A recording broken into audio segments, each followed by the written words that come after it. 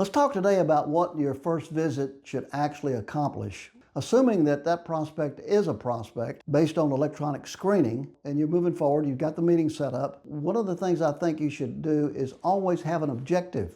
Every meeting has to have an objective. And I use Jerry Panis's what I call TAPP, and you tap your way to understanding what you're trying to accomplish. But TAPP stands for the time, the right time to make a solicitation, come back and make a solicitation, the right amount to ask for, the right project to present to the prospect, and the right person to bring with you.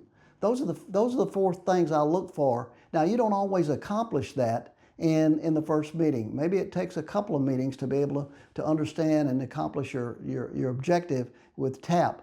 But one of the things I always do too, I'll go into a meeting with a prospect, and we call it a preliminary meeting, and I always have a dollar amount in mind. In other words, I'm thinking about what I'm going to ask this individual for. I'm not asking him for that amount in this meeting, but I'm thinking about that. In other words, if I think I'm going to ask this person for $25,000 later, then I've got that in my mind, and I'm trying to justify that amount in my meeting. And I'm looking at the surroundings, I'm listening to what he or she has to say, and that's helping me justify in my mind when I come back and present them with a proposal.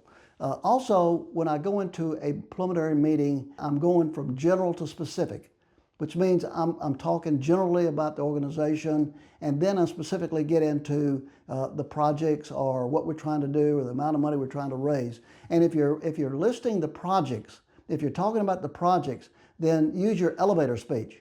If you've got 4 or 5 projects you're thinking about trying to fund and you're wanting to know which one of these projects the prospect may be interested in, make sure you're not giving him everything you know about that project, because they're not listening. They're not paying attention. They don't want to know all that. So have an elevator speech to go over those 3 or 4 projects.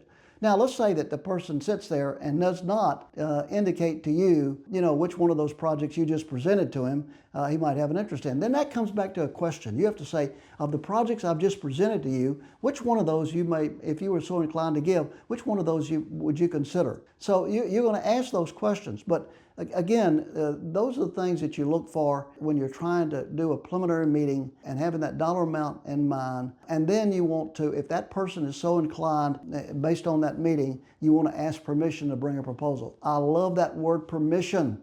I'd like to ask you, John, Mary, can I ask you to your permission to bring you a proposal back for your consideration? Expect the unexpected. Unexpect the unexpected, which means what? Which means always carry a pledge card with you. So you never know when that person may say, well, here's what I want to do. And you got a pledge card that you can pull out and get that person to sign it right on the spot. Have a great day. Thank you.